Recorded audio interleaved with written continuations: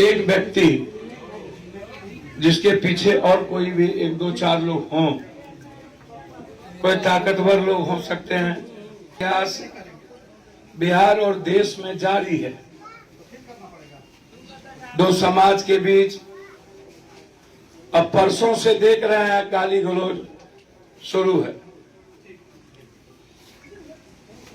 कौन है, एक नाम हमको नहीं पता, आशुतोष नाम का टाइप का आदमी, कोई सारिका पासवान जी को कपड़ा नंगा सब कर रहा है, खोल देंगे।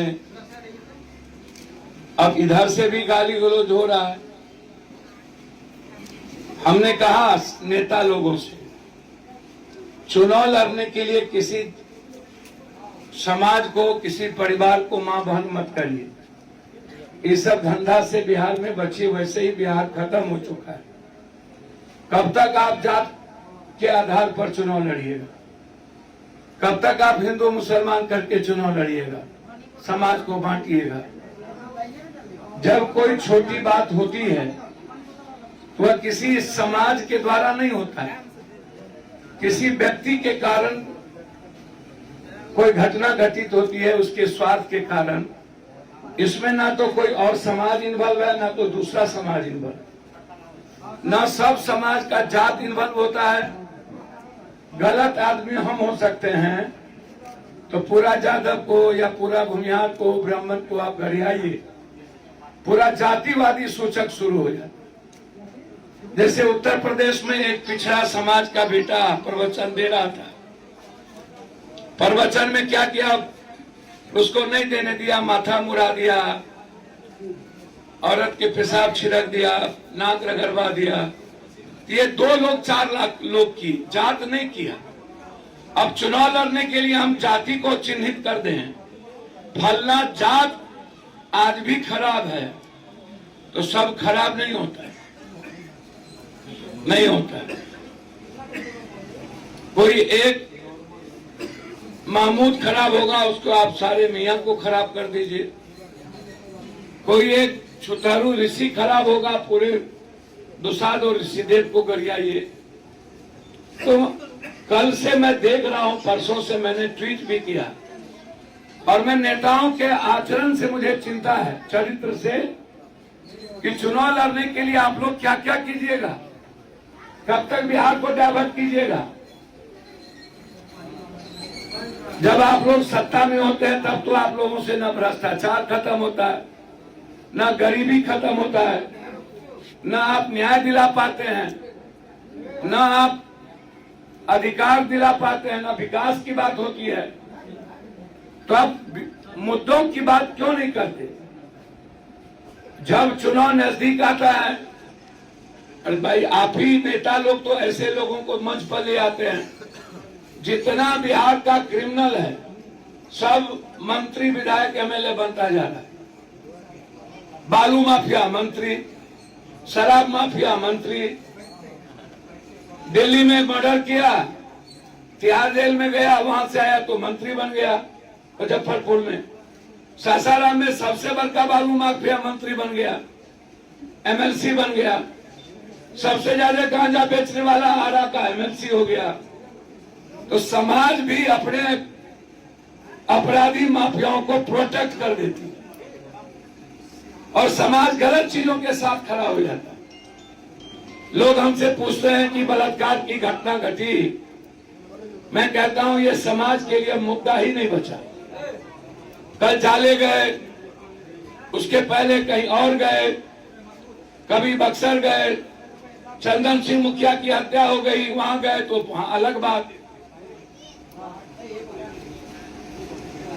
इकलौता बेटा था, उसके बच्चे को स्कूल में मार दिया, वहां गए सहरसा तो अलग बात।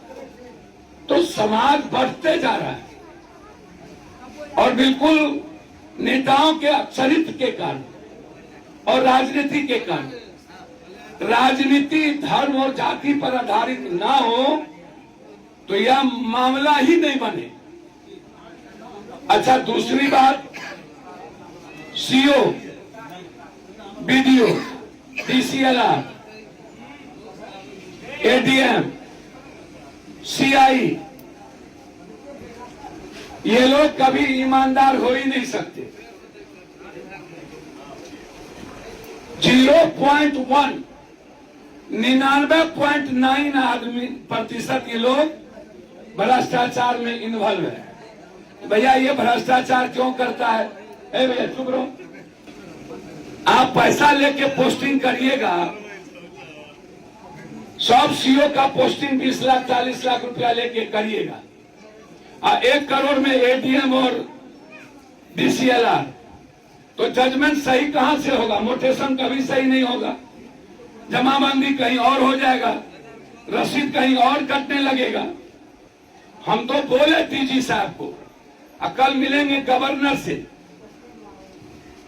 कि पहले पदाधिकारी के पत्नी, जो भी पदाधिकारी है, उसकी बेटी, उसकी बहन, उसकी मां, उसके ससुराल के रिश्तेदार का रजिस्ट्री ऑफिस में पता करिए किस किस ने 20 लाख में जमीन लिया, कौन डॉक्टर के नाम से कितना जमीन है, सब रजिस्ट्री ऑफिस में है। आप संपत्ति जब्त करना चाहते हैं तो किसी जाति विशेष के क्रिमिनल को मत ढूंढिए। क्रिमिनल का कोई जाति नहीं होता, जो भी माफिया है उस सब की संपत्ति जब्त कीजिए, और उसमें बालू माफिया जमीन सब थाना में बैठता है, सब सीसीटीवी फुटेज मंगा लीजिए, और बालू शराब और जमीन माफिया का लोकेशन टावर तो सब दिन ब्लॉक और थाना ईडी दलाल लोगों से भरा रहता है। आम आदमी की इज्जत थाना और ब्लॉक नहीं करते।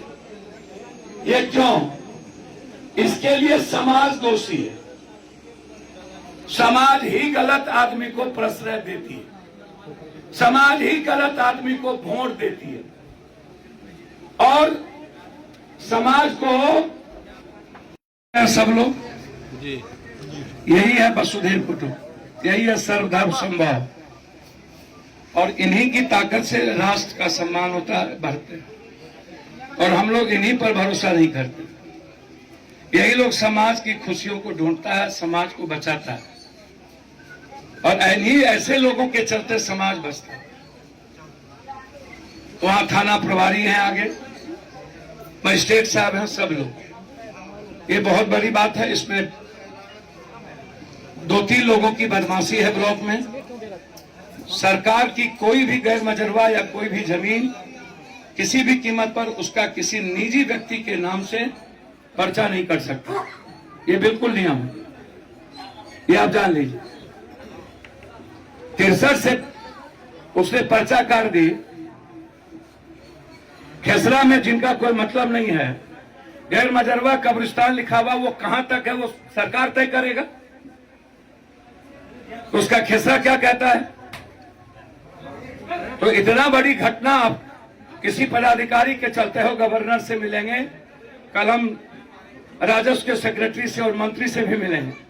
मंत्री से मेरी बातचीत हो गई है, मिलकर के हम इस मामले को हर कीमत पर हम जांच करवाएंगे। जो दोषी होगा उसको बख्शा नहीं जाएगा। जो लोग ये गलती किए हैं उसके पीछे जो लोग भी होंगे वो भी, हमारा कानून और थाना उसको नहीं छोड़ेगा। कितना देर भाग के रहेंगे? इसीलिए गलत हुआ, समाज को तोड़ने की कोशिश हुई। लगातार मेरा प्रयास होता है। कभी मुजफ्फरपुर में 1:30 बजे रात में गांव में घुस के मारा जाता है, और आज पूरे बिहार में जातिवादी बात करके जिस तरीके से मैंने कहा विपक्ष के नेता को, आप गलत लोगों से मन पर हाथ क्यों मिलाते हैं? ऐसे लोगों को आप ही लाए और आज आपको मां बहन की गाली सुनवाते हैं।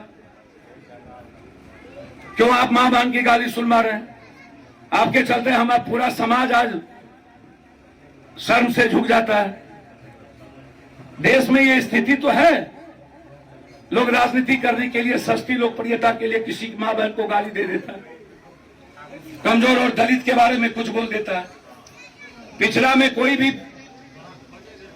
संत हो जाए प्रवचन देने वाला दलित में, तो उसके देह पर पेशाब औरतों की छिटक दी जाती है, बात माथा मुड़ा दिया जाता है। ये पूरा जांच नहीं होता है। हम मुखिया के यहां गए मर्डर में, कौन जाता हो? तो भूमिहार समाज के थे। पप्पू यादव हर जगह न्याय की बात करता है कि नहीं? तब आप गाली गलौज कर रहे हैं। कल के दिन आप राजनीति करने के लिए आप गए विपक्ष के दरवाजे पर, दोनों मंच पर एक होकर के की, और आज आप महाबहन कर रहे हैं। इसको रोकिए। राजनीति करने के लिए बिहार को मत तोड़िए। एक तरफ तो हिंदू मुसलमान करके बिहार नाश कर ही दिया। कब तक बिहार में जात पात की राजनीति करें?